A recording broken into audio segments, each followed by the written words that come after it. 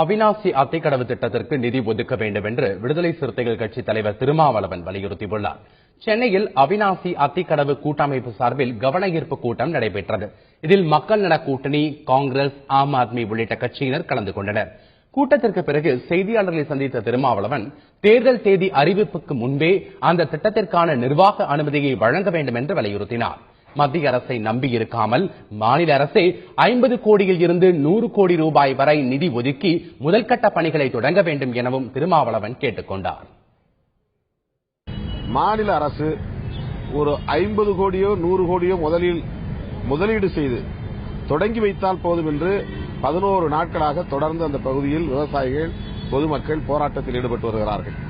ஆனால் தமிழக அரசு இதை பற்றி கிஞ்சித்தும் கவலைப்படாமல் இந்த போராட்டத்தை, மக்களின் உணர்வுகளை பொருட்படுத்தாமல் அலட்சியப்படுத்தி வருவது வேதனை அளிக்கிறது.